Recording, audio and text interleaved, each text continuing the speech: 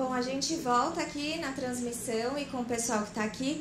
Agora quem vai contar um trabalho que é muito maravilhoso é a Carla Giroto, artista plástica, Carla, artista visual, que tem uma trajetória na moda e trabalha também com artes visuais. Ela vai se apresentar e vai contar um pouquinho sobre o Eu Sou Muitas. Olá, boa tarde a todas e todos. Desculpa se eu fiz alguém esperar, acho que deu um contratempo de horário, mas eu vim pelo horário que estava no convite, quis chegar antes para pegar a prática de costura, eu não consegui, gente, né? A vida corrida. Mas então eu vou começar a minha apresentação falando da apresentação que a Marina Fogueira ia fazer, que é de mim mesma, e também linkando com esse histórico de moda na minha vida, que foi bem longo e trabalhei muitos anos como estilista, criadora de moda, tinha minha própria marca, fazia meus próprios desfiles, fiz muita coisa. E isso se liga, inclusive, ao assunto que eu vou falar aqui hoje, quando eu começo a entender que o sistema moda, da maneira como a gente conhece ele, é um sistema bastante hegemônico, violento nas suas práticas, e por isso, de alguma forma, eu fui entendendo que ali não era exatamente um sistema no qual eu queria atuar da maneira como ele me pedia que eu atuasse, ou seja, dentro daquele sistema o desfile que se faz gera imagem, que gera desejo, que gera venda de produto, etc. e tal. E entendendo tudo isso, eu fui também percebendo que a minha criação ela tinha muito mais relação com as artes visuais, com questionamentos que eu já trazia dentro do sistema moda, e aos poucos eu fui criando esse território nas artes visuais também. Isso não significa que eu joguei fora todo o meu amor pela roupa. Eu sempre amei roupa. Eu fui fazer moda porque eu sempre amei construir roupa. Eu aprendi isso com a minha avó e com a minha mãe. E foi por isso que eu fui para a moda e não pela moda em si. Mas eu vou resumir um pouquinho, né? Que quando eu fecho meu ateliê, 12 anos atrás, eu distribuí tecidos, vendi aviamento, você vendia por quilo. Levei o carro de aviamento lá no braço para vender por quilo. Mas uma coisa que eu não consegui me desfazer e nem jogar fora foram as modelagens, que é digamos, é o chassi de uma roupa, né? Aquela matriz que dali você faz tudo. E eu sempre fui muito perfeccionista com a modelagem e um amor muito grande. Eu sabia como cada uma daquelas modelagens tinha sido construída. Então, por muitos anos, por 9 anos, eu carreguei não sei quantas caixas de modelagem, mais de 10. Mudanças, muda de cidade, leva as caixas, muda de novo, traz as caixas, enfim. Aí eu fui para um ateliê grande na Casa do Povo e... pode deixar, viu? Se quiser ficar com ele aqui, pode ficar. Tá. Fui para um ateliê grande na Casa do Povo e levei minhas modelagens para lá. E como era muito grande, eu na época tinha um grupo de estudos, que tenho até hoje, que chama Grupo Maior Que Eu.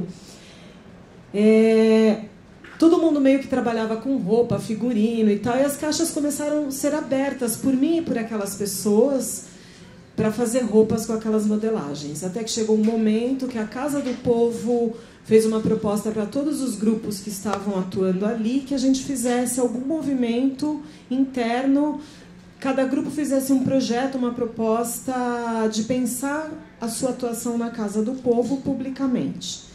E o nosso grupo olhou para aquelas caixas de modelagem e a gente pensou, puxa, se a gente já usa tudo isso, é tão legal a gente poder usufruir tudo, por que a gente não faz disso algo público, que as pessoas possam usufruir também? E pensando, claro, que eram coisas que a gente já discutia no nosso grupo de estudos, como atravessar o sistema moda, como intervir nessa lógica de produção tão capitalista, tão neoliberal, que massacra vidas, que é hegemônica, que massacra... Enfim, um sistema que todo mundo já sabe, está careca de saber como esse sistema, de alguma maneira, ele serve muito como... a mão e a luva para o neoliberalismo no mundo hoje, né? Por vários motivos, que eu não vou estender aqui porque eu vou tratar de outro assunto. Mas pensando nisso tudo, a gente pensou em fazer uma biblioteca de modelagens em que as pessoas pudessem chegar lá, escolher o molde, levar o tecido e sair com uma roupa pronta. A gente recebeu uma verba da Casa do Povo, via PROAC, para desenvolver esse projeto. Então, os 3 primeiros meses a gente tinha essa verba.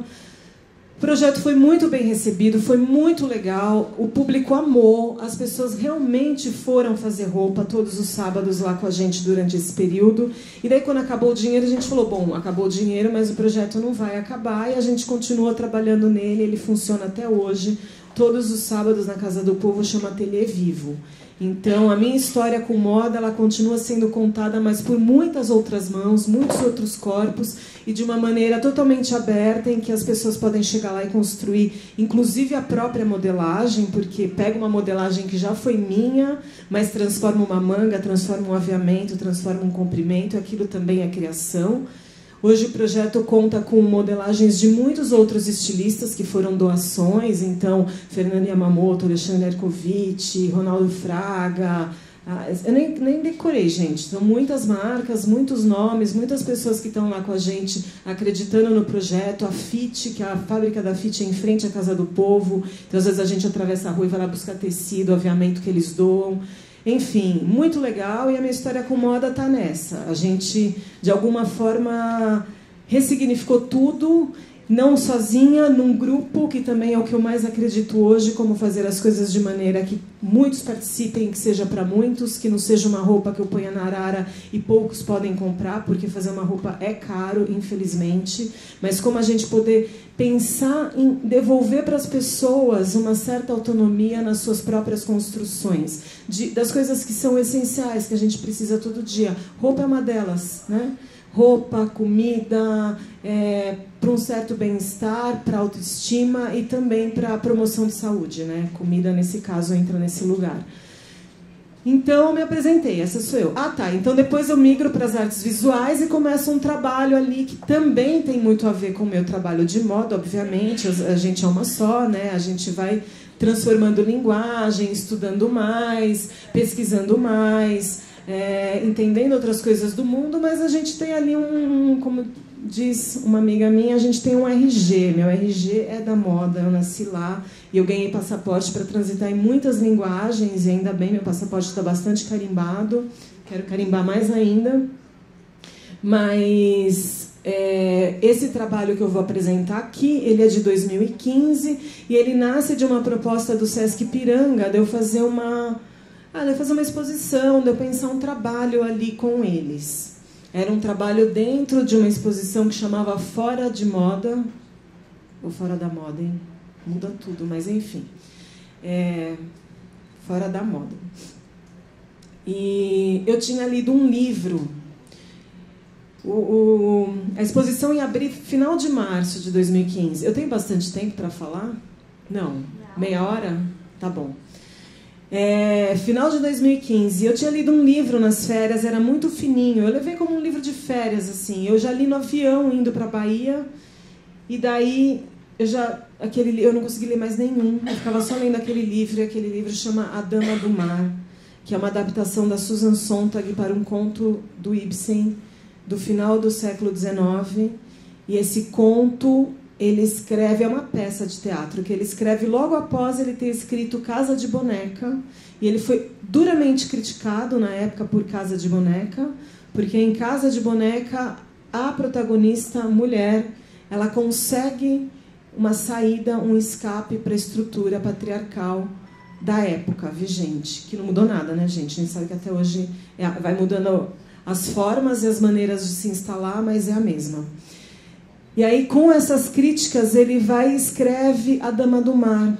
E A Dama do Mar é um conto no qual a protagonista não escapa, ela continua. E eu, sem saber, no começo lá, quando eu leio, a primeira vez que eu leio no avião esse livro e começo a chorar, eu não estava entendendo. Eu falava, meu Deus, mas por que eu estou tão afetada por esse livro, né? E aí eu li mais uma, mais duas vezes e tal. E quando eu vou fazer esse trabalho com o Sesc, eu só pensava nesse livro. Então, Eu Sou Muitas é um desdobramento desse conto, que eu não vou falar dele aqui porque vocês podem acessar, ele é um conto que existe, não tem PDF, infelizmente, talvez eu faça um, porque toda mulher tinha que ler esse conto, é muito maravilhoso, e a Susan, sendo a feminista que ela faz um recorte no bisturi. E ela faz emergir desse conto aquilo que a gente precisa ler para entender do que ele se trata nas suas camadas, né? Nas suas entrelinhas todas. Então, hoje eu vou falar dele e vou falar desse trabalho um pouquinho que eu faço com mulheres vítimas de violência em relacionamentos abusivos, mas eu escrevi um texto, eu vou ler esse texto. Se ele estiver muito chato, vocês podem parar no meio, me fazer perguntas e aí a gente segue, tá bom? O meu corpo aqui presente e o que ele é capaz de representar. Este corpo aqui presente representa muito pouco do que mulheres somos e de quantas mulheres somos. Dou como início o meu corpo aqui presente, convocando os corpos que este espaço nega e não garante representação. As artistas que não estão nas exposições, as mulheres analfabetas, as campesinas, as faveladas, as mães solteiras, as indígenas, as putas, as empregadas domésticas, as negras, as que cuidam de seus maridos acamados, as trans, as que têm AIDS, as que foram contaminadas pelos seus companheiros, as que não têm seguro-saúde, as que não podem viajar, as que vivem nas ruas, as que tiveram suas casas queimadas ou alagadas, as que trabalham, as que cuidam de filhos alheios, as não binárias e as que sobreviveram a estupros. Convoco todas aquelas cuja existência é muito menos garantida do que a minha e que acumulam em seus corpos violências que eu desconheço. É com especial atenção que convoco estas manas citadas acima, mesmo que em território imaginário, porque não posso e não quero estar sozinha. Eu vendo essas mulheres aqui, desculpem, eu vou acrescentar as migrantes, as imigrantes, exatamente. Então já vou acrescentar no texto. Obrigada. É com especial atenção que convoco estas manas citadas acima, mesmo que em território imaginário, porque não posso e não quero estar sozinha. Hoje, com o resultado das eleições, o Brasil passa por um momento político bastante delicado, colocando ainda mais em risco de morte e extinção as vidas vulneráveis destas mulheres. Estamos sob ameaças concretas de um presidente eleito que baseia todas as suas decisões em conceitos forjados no que o heteropatriarcado tem de pior: a produção de efeitos tóxicos, onde haveria produção de subjetividade e vida. Me parece urgente que agora, ao habitarmos este abismo chamado política representativa no Brasil, possamos olhar de perto e de frente o monstro do inconsciente colonial capitalístico em sua versão de possessão de um corpo coletivo produzido pelo heteropatriarcado. Tomo emprestado o termo inconsciente colonial capitalístico da Sueli Ronick. Então, vale a pena a gente pensar um pouco o que significa a palavra pós-colonial desde a perspectiva de um inconsciente colonial que continua a atuar como sistema de representação. Neste sentido, o pós-colonial não existe. Vivemos ainda um regime colonial que cafetina os nossos inconscientes e sequestra a nossa imaginação. É impossível elaborar sobre o que um trabalho de arte é capaz de produzir em corpos e vidas se não formos capazes de compreender que é o inconsciente que precisa ser libertado das forças de capturas coloniais. Lá onde residem os traumas, as imagens, os nossos sistemas de representação. Não há como liberar a arte se não houver como liberar o corpo. E mais, não há como liberar o corpo sem liberar o inconsciente que o habita e o compõe. É lá, então, que está o trabalho a ser feito. Venho hoje aqui comentar a partir de um trabalho que vocês verão nas imagens. Você pode ir passando? Quem vai passando a imagem? Eu vou? Ah, tá, ótimo. Cadê?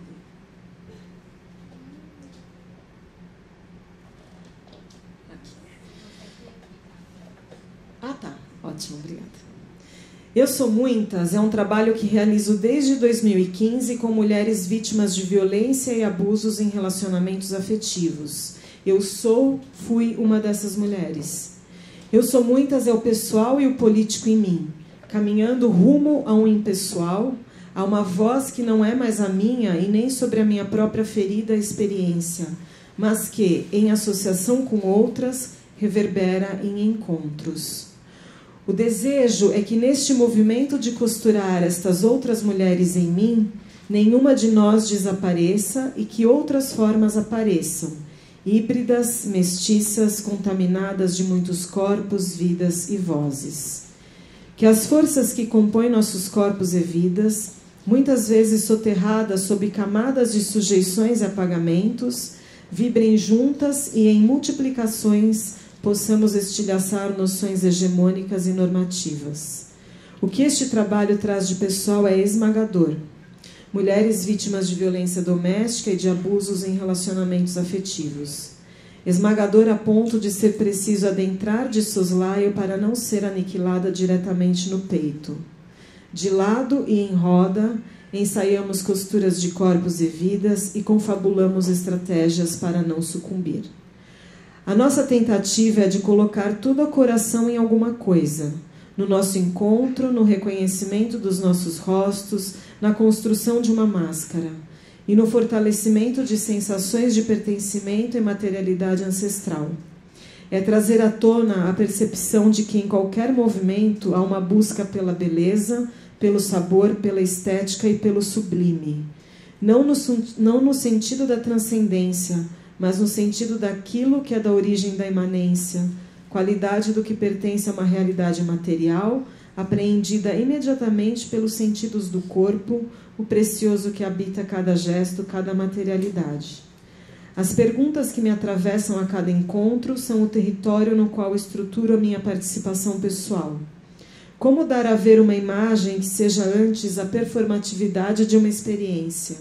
O que pode uma imagem que escapa a si mesma?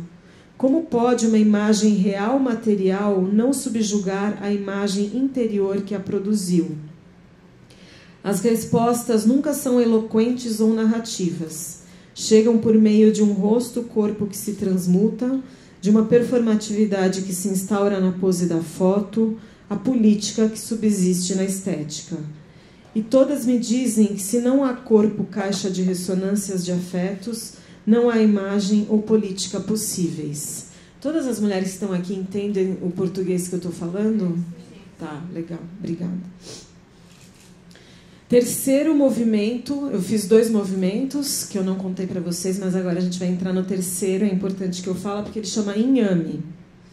Inhame, deslocamento mínimo, reviravolta, experiência do agora, a gente sabe. E é porque somos habitadas por um corpo anterior ao corpo vida agora, e ele é o que sabe. Ele come inhame e se lambuza, o corpo que come e desinflama. Expurga, expulsa o pus que o corpo vida agora produziu. O pus das cóleras vazias, dos jogos de eu e ele, dos poderes relacionais. Nós, o corpo inhame e o corpo pus, reivindicamos as palavras e a nossa baba é pura matéria mole mastigável em nossa boca e língua. Palavras atravessam nossa carne e regurgitam massas fermentadas em expansão de organismos vivos. Pedaços inteiros de vida caem de nossas entranhas e fazem seus caminhos na terra. Cuspimos longe e cuspimos perto. Traçamos rotas e caminhos. Cuspimos na terra as nossas inflamações e elas nos devolvem plantas imensas com seus sumos roxos, vermelhos, pretos, escorrendo por cima dos nossos corpos. O corpo inhame e o corpo pus. A gente agora somos muitas, a gente somos plantas e juntas nos curamos. Reivindicamos viver por nós mesmas, viver e continuar, que parem de nos matar. Cuspimos organismos vivos fermentados na cara de quem mata. Reivindicamos habitar os ocos e as covas e buracos, estar perto das velhas donas dos mundos, as que sabem usar o fogo e os ventos. Um dia ela, a mais velha, nos viu, cheias de raiva. A mais velha só espreitava o mundo, não fazia nada não, só ficava ali, lenha e fumaça. Gostava de ensinar as mais novas a se controlar, porque, olha, para que assim? Melhor é ficar bem quieta, que quando o negrume engole tudo de uma vez. Para que ficar aí esperneando, achando que alguém vai olhar vocês? Vem, sentem aqui do meu lado, vamos atiçar o fogo e esperar o tempo passar. É no escuro que as forças agem. Espera que o breu vem. Quando fica escuro, começa a ficar bom. Então sossega um pouco. Me ouve, te digo, não é de hoje, é desde antigamente. Eles fazem com a gente, eles agem contra a gente fica assim. Mas o escuro vem e então, de repente, o escuro e a gente e eles, e adivinha. É preciso mesmo entender um pouco o fogo e o vento para entender o porquê do escuro e, de repente, bum, eles e a gente. E não precisa resmungar, isso mesmo, pode até chorar. Eu era assim e um dia chorei tudo em pedras. Chorei e caguei pedras. A raiva estava toda lá. Era assim e é assim. E te digo, meninas, espera que é melhor. De repente, o escuro e a gente e eles, e então o fogo. E aí já sabem, né? Nem é a gente, é tudo junto. De repente acontece. Bum! Explode tudo.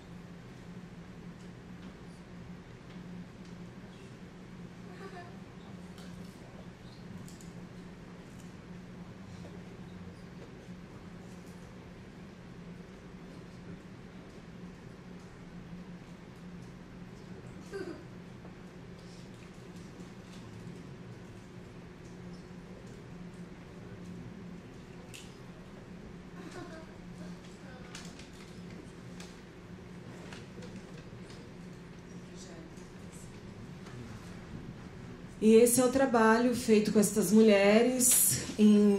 São várias abordagens, foram vários momentos, não foi tudo ao mesmo tempo. E eu queria abrir para perguntas, porque eu acho que pode ser mais legal do que eu ficar tentando contar aqui e dar conta de um trajeto que já dura, está indo para o 4º ano, né?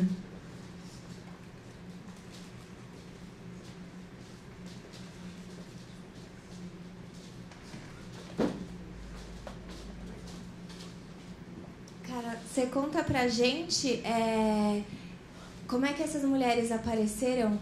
Como é que foi seu contato? Conto. Quando eu me dei conta do que o texto A Dama do Mar tratava, eu já estava fazendo alguns trabalhos com ele, mas esse trabalho ainda não tinha começado. Eu tive uma experiência, eu fui casada com um abusador, com um cara violento. E isso ainda era uma ferida bastante aberta na época. E eu conheci algumas dessas mulheres, porque a gente falava desse tipo de coisa. E eu convidei elas para irem no meu ateliê ler o livro junto comigo. Eu também não sabia o que ia acontecer. E daí apareceram algumas delas, a gente fez uma leitura em voz alta do texto. E eu convidei a minha mãe. A minha mãe é a primeira mulher abusada e violentada que eu conheço. E ali, elas não sabiam, eu também não sabia como que a coisa ia se desdobrar. Então a gente acaba de ler o texto e eu tinha feito uma pesquisa, que é essa que vem depois, que eu falei, não é isso, não é, mas é aqui. É uma pesquisa de sociedades matriarcais e matrilineares em que o eixo patriarcal é deslocado. Por coincidência ou não, a maioria não. Todas as sociedades são de povos originários ou que tiveram pouco contato com a cultura ocidental. E aí a gente ficou olhando essas imagens e tal, e a gente estava dentro do meu ateliê, e eu falei, e se a gente fizesse um exercício da gente ficar se olhando um tempo no espelho, e para além de se achar tô bonita, tô feia, tô isso, tô aquilo, a gente reconhecer as linhas de força que um rosto pode conter. E daí a gente pensou em fazer uma máscara. E cada uma delas escolheu lá um tanto de materiais que tinha no ateliê e levou essa máscara, levou esse material para casa a fim de construir uma pele. Porque a minha pergunta é, se fosse possível fazer uma pele para dialogar com o mundo a partir de um outro rosto, como seria isso para cada uma? E daí elas voltaram com essas coisas, uma mais linda e mais absurda que a outra, e eu fotografei. E daí, as primeiras que eu fiz, eu ainda estava tateando tudo isso, né? Essas primeiras não tinha essa instrução. A partir do segundo movimento que eu faço, que é na Associação São Francisco, ali do Bexiga, uma associação de assistência social, São Francisco, acho que é esse o nome, SASF. Eu peço para as mulheres, quando elas vêm com a máscara pronta para eu fotografar, eu peço para elas trazerem ou um lençol, ou uma coxa, um cobertor, ou uma toalha de mesa, algo do ambiente íntimo delas, e que eu possa fazer de fundo para essa foto. Então, é mais ou menos assim. Eu chego nessas mulheres, as primeiras dessa maneira, e as outras todas por convocatória pública, divulgação. Então, quem vem já vem sabendo do que se trata e se tem a relação com o assunto ou não.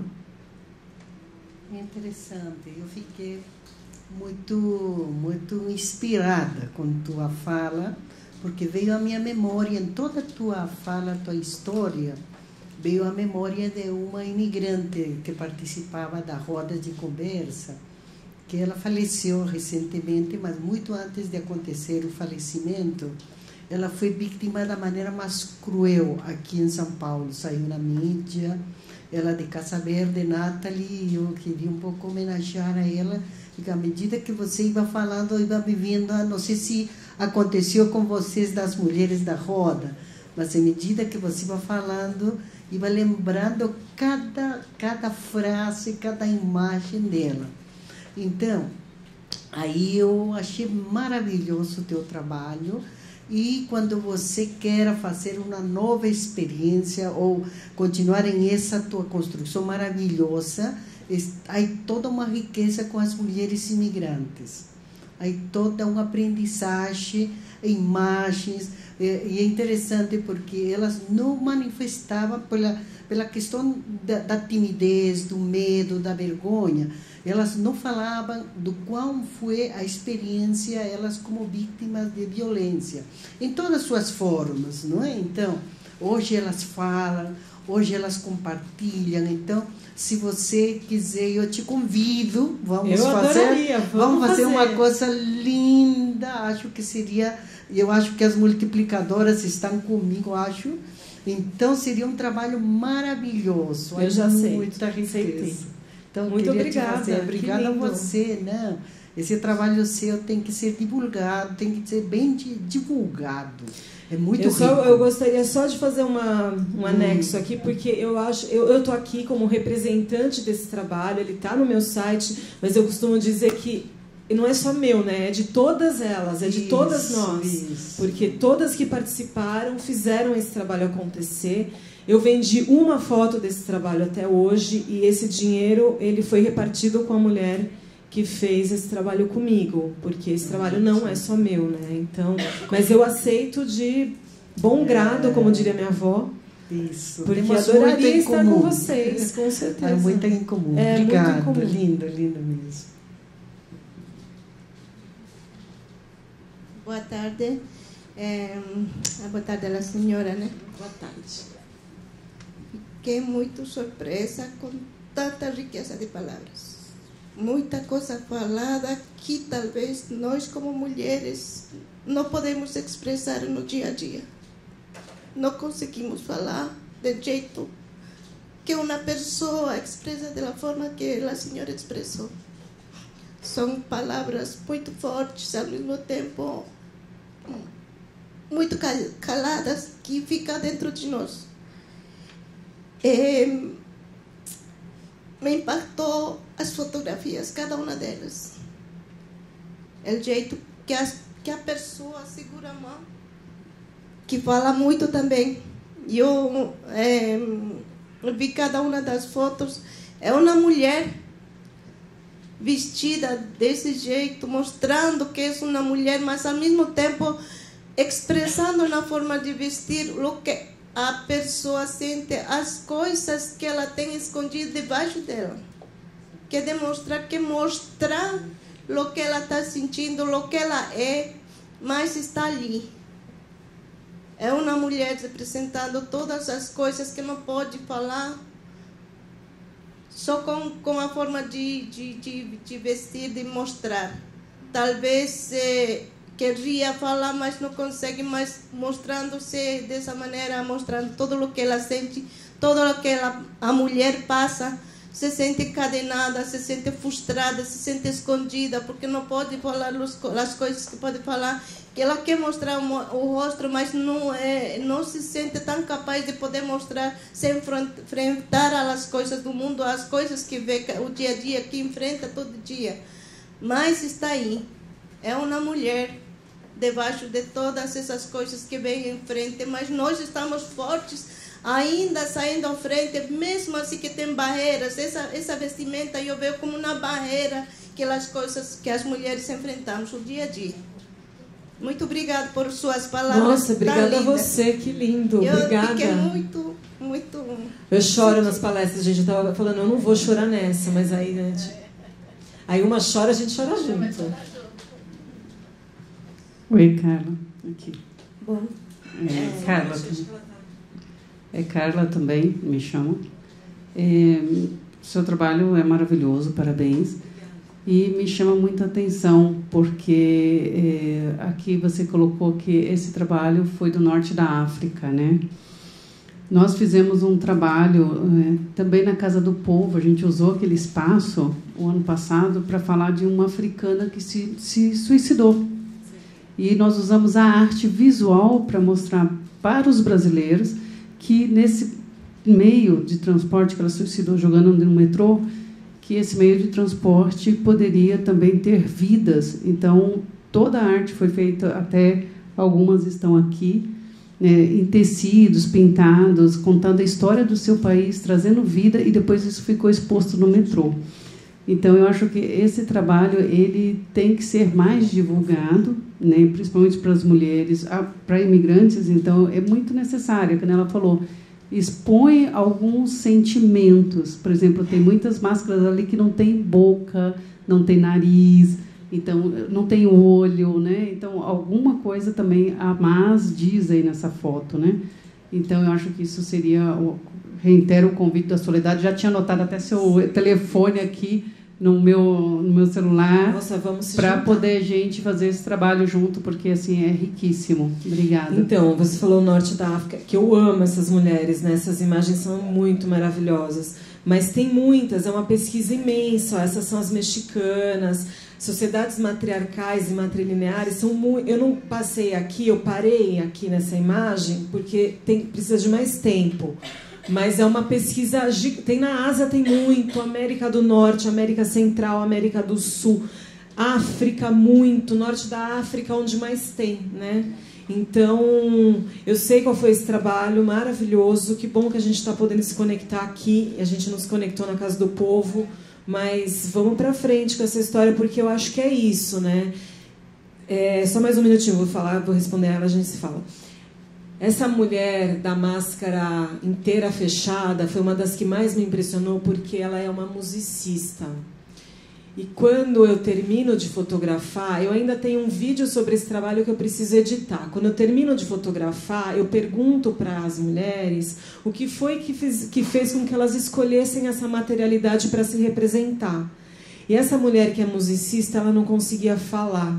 O som dela saía todo entrecortado e ela também não tinha retorno à voz, porque também estava tampado o ouvido, que tem uma rosa em cima de cada ouvido, uma rosa preta. Aquilo me impactou de tal maneira que ali eu entendi que o próximo passo desse trabalho, que eu gostaria muito, é de fazer um coral com essas mulheres mascaradas, que a gente pudesse colocar encanto. E quando eu falo coral, eu não quero dizer que eu vou fazer um coral lírico, uma ópera, que todo mundo tem que saber cantar. É o oposto disso. São os nossos gaguejos, os nossos balbucios, as vontades de falar que muitas vezes a gente não tem, não pode, né? Mas que transformado em canto, transformado em música, e fazer uma apresentação desse tipo. Esse trabalho eu ainda não comecei por falta de recurso, porque eu acho injusto. Um coral vai levar muito mais tempo para essas mulheres, a gente vai ter que se encontrar semanalmente, vai levar uma elaboração, e eu não acho justo que a gente não tenha um recurso para que todo mundo possa usufruir financeiramente desse trabalho também. Então, eu estou buscando recursos financeiros para realizar a próxima etapa desse trabalho. Você queria falar? Bom, boa tarde. Meu nome é Jaqueline, né? Boa tarde. Eu amei muito o seu trabalho. Obrigada. É algo que a maior parte das mulheres, né, procuramos. Tem que ser muito, muito divulgado mesmo, porque nós também, como imigrante, mais ou menos representa assim como essas fotos que você mostrou. Há muitos que passaram por violência doméstica, elas não conseguem falar, por medo. O medo fecha tudo, as portas. Sim. E essa máscara representa isso. Como a Soledade falou, aquela moça que faleceu foi vítima disso. Uau. Ela sofreu muito tempo, muito, até que chegou à morte. Então, tem foi que um feminicídio, ela morreu nas mãos do companheiro. Ele está preso, mas ela, depois de 8 meses, ela adoeceu e faleceu, porque não conseguiu. Ela cicatrizou as feridas que ele fez, todo o corpo, mas por dentro ela estava totalmente machucada, né? Deixou 5 filhos. Sinto muito. Então, é algo que eu passei junto com ela todo o tempo, e eu sempre lembro, e com tudo o que eu vivi junto com ela, também eu passei violência doméstica, então isso que me deixou mais forte, e espalhar muito, ajudar muitas mulheres que não conseguem, né? O medo é como uma criança, quando você fica, você quer, mas é difícil, muito difícil. Eu comecei a entender a importância de falar que eu também sofri disso, que eu também fui vítima disso, porque é só quando a gente fala que esse campo se abre, e daí a gente vê um olho que lacrimeja, é um queixo que treme, aí a pessoa vem falar com a gente depois, vem buscar ajuda, e naquilo que a gente pode, a gente vai se fortalecendo, né? Tem uma frase da Audre Lorde que ela fala: o silêncio não nos protege. Porque é isso. Às vezes a gente não fala por 1000 razões, mas quando a gente fala, é um rastro de pólvora que as coisas acontecem, né? E esse é um tipo de fala também. Fazer esse trabalho é um tipo de fala. Parabéns, eu agradeço muito a você. Eu que agradeço. Nós Obrigada. também estamos aqui. Vamos juntar e na frente todas, né? Boa tarde, meu nome é Araceli. A verdade é que as fotos chocam, né? Porque tem coisas que você, como você já bem falou agora, você quer calar, mas quando você fala é melhor. Eu, antes de entrar, quando eu participava das rodas, só era participante das rodas de conversa que a gente faz, e eu tive uma experiência assim. Eu estava passando momentos muito difíceis com meu marido. E agora, vendo isso, eu lembrei de lo que eu fiz aquele dia. E justo com Carla, que está aqui do meu lado, a máscara. Fiz uma máscara para mim. E na máscara eu tinha os nomes de meus filhos. Só eles. Um coração e o nome deles, só. E de cor rosa, vermelho. E ela me falou: cadê você? Cadê seu nome? E eu olhei e fiquei calada, não sabia o que responder.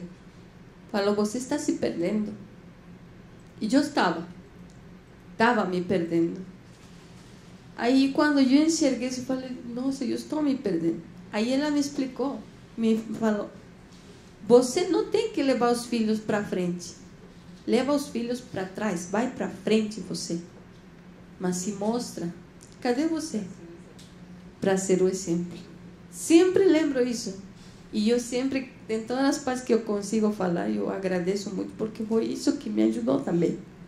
E agora vendo justo essa foto aí, eu lembrei isso, eu falei, eu sempre ponia meus filhos na frente. Talvez para eu me esconder da dor que eu estava sentindo. Mas quando você expõe a dor que você tem muita gente que ajuda. Com uma simples palavra, ela te ajuda. E a mim me ajudaram muito. E agora, vendo tudo isso, é um trabalho lindo que você faz. E que sim, que tem que ser muito publicado. E tomara que dê para fazer uma parceria também com nós. Porque tem muita mulher que precisa se enxergar nessas fotos. E assim como eu, talvez se identificar com uma. Obrigada. Obrigada a você.